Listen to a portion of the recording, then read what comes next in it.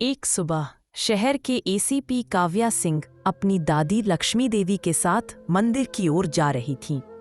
रास्ते में बहुत भीड़ थी।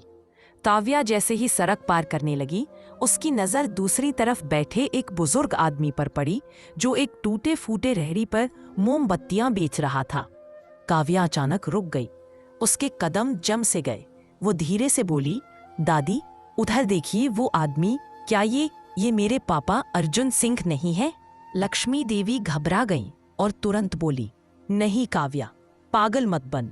तेरे पापा ऐसे कैसे हो सकते हैं? तेरे पापा तो एक सम्मानित इंस्पेक्टर थे। ये तो एक गरीब ठेले वाला है। देख तो कितनी गंदी हालत में है। ये तुम्हारे पापा नहीं हो सकते। लेकिन काव्या की आंखें अचानक नम हो गई। दादी, आपने जो फोटो मुझे दिखाया था, बिल्कुल वही चेहरा, वही आंखें। मुझे पता है आप झूठ बोल रही हैं। यही मेरे पापा हैं। प्लीज दादी, आप मान क्यों नहीं रही? इतने में उस आदमी अर्जुन की नजर अचानक काव्या पर पड़ी। वो उसे देखकर कांप उठा। उसकी आंखें थैल गईं। वह जैसे उसे पहचान चुका था, मगर तुरंत सिर झुका लिया, जैसे किसी ने कसूर पकड़ लिया हो।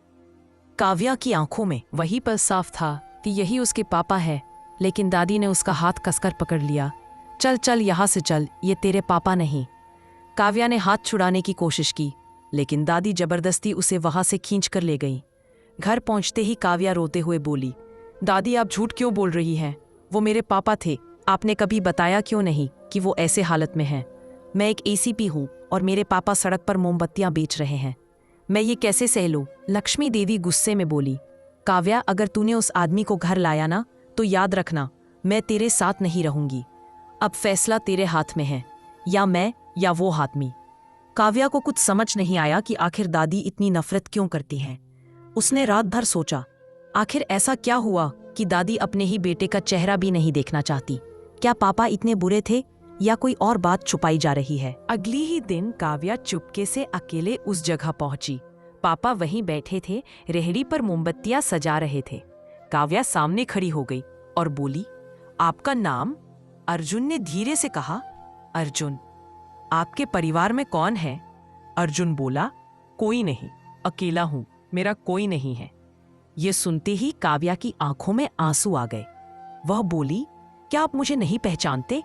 अर्जुन ने झूठ बोलते हुए कहा, नहीं बेटी, मैं किसी काव्या को नहीं जानता। काव्या ने धीरे से कहा, मैं आपकी बेटी हूं पापा, मैं काव्या हूं, आपकी काव्या। अर्जुन के होठ कांपने लगे, आंखें भर आई, लेकिन उसने खुद को संभाल कर कहा, नहीं, मैं किसी का पिता नहीं हूं। लेकिन उसकी आवाज में दर्द साफ दिखाई दे रहा था। काव्या समझ गई कि उसके पापा क्यों झूठ बोल रहे हैं, क्योंकि उन्हें लगता है कि वे अपनी बेटी के लायक नहीं रहे। काव्या घर लौटी और दादी से पूछने लगी, दादी मेरी माँ के कोई दोस्त थे क्या? दादी चौंक गईं। अचानक ये सवाल क्यों?